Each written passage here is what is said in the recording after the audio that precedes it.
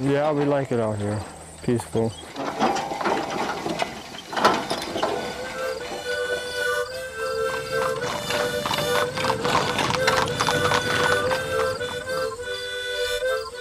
It's out here in the country where you got a little say-so yourself. I mean,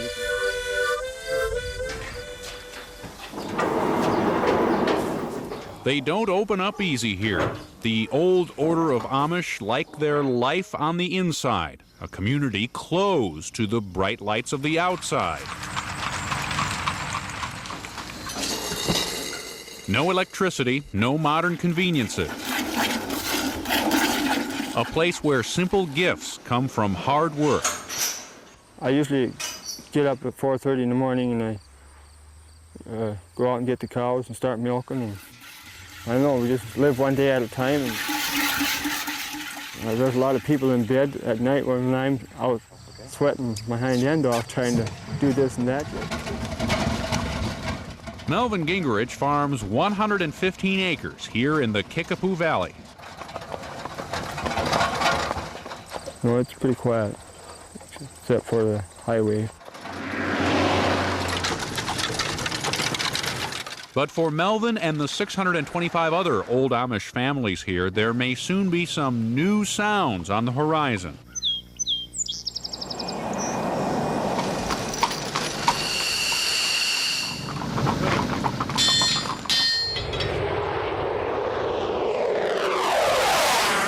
Anything can disturb a guy, I guess, but we got enough noise and stuff without something like that flying over. The military wants to use the area above the Amish farms to practice maneuvers with their fighter jets.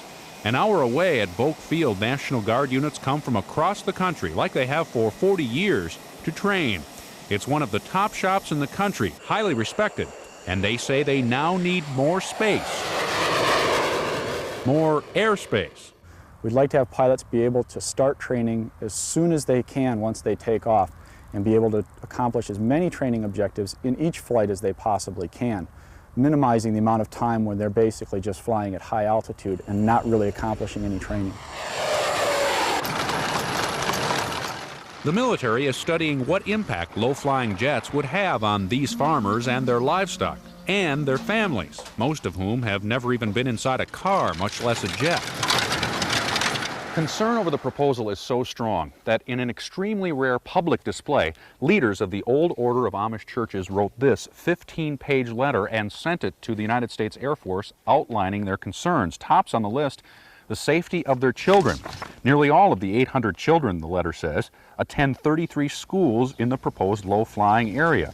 They walk or ride buggies to these schools, and they would be threatened, the letter says, by the surprise appearance of bombers due to the hilly terrain. We got a lot of responsibility to protect our kids and stuff, you know, and our children. And we don't want them to see them get hurt or something from a runaway horse or whatever just because of a jet flying over. They're worried that this would scare a horse.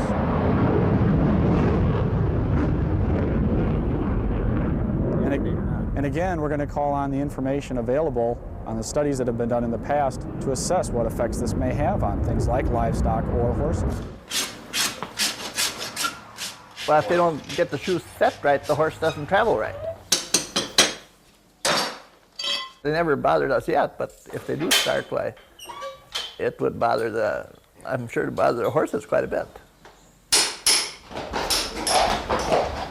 I've stayed away from political issues all my life, but when this one came up, I just couldn't sit by. Non-Amish townsfolk, too, are fighting the proposal.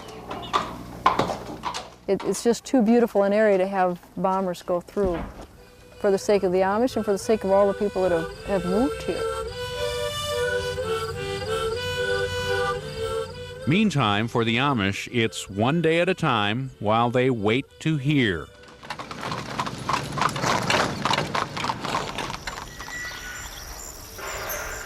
Will time stand still again?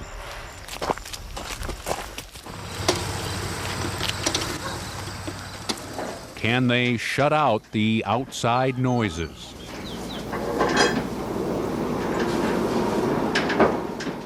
Eric Olson, Kare 11 News, Cashton, Wisconsin.